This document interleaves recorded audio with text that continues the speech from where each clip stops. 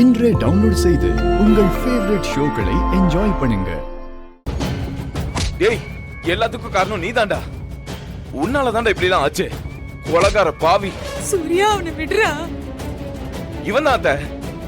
இவன் தான் டேடியோட இந்த நிலைமை காரணம்.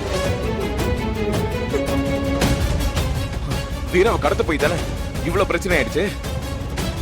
இல்லன்னா டேடி அங்க போயிருக்க மாட்டாருல்ல.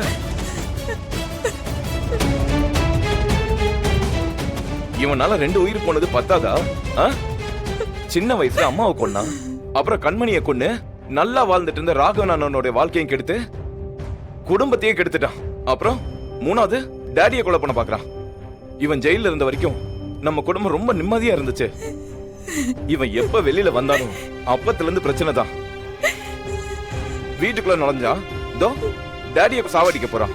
போச்சத்த போச்சு.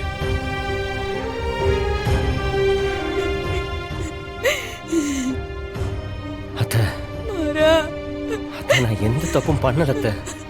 இப்பெல்லாம் ஆகும் நான் நினைக்கல. அப்பாக்கெல்லாம் ஒன்னும் ஆகாது. அவருக்கு ஒன்னும் ஆக விட மாட்டேன்.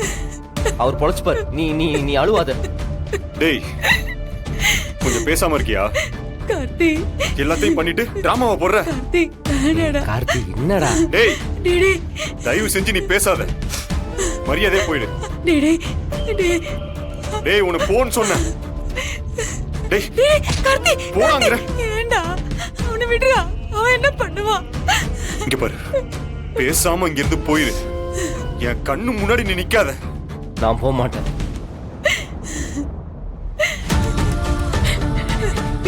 அப்பாக்கு எதுவும் ஆகாது. அவரை காப்பாத்திட்டு தான் இங்க இருந்து போவேன். மாமா, உங்களை கையெடுத்து கும்பிடுறேன். உங்களால நாங்க அனுபவிச்ச கஷ்டம் எல்லாம் போதும். இனிமே இழக்கிறதுக்கு எங்க கிட்ட ஒண்ணுமே இல்ல. எங்க நிம்மதியை கெடுக்காம தயவு செஞ்சு போங்க மாமா. நான் ஏன் போகணும்?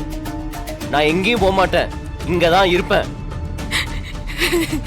அப்பாக்கு எதுவும் ஆகாது, ஆகவும் விட மாட்டேன். உங்களால ஆனதை பாத்துக்கங்க.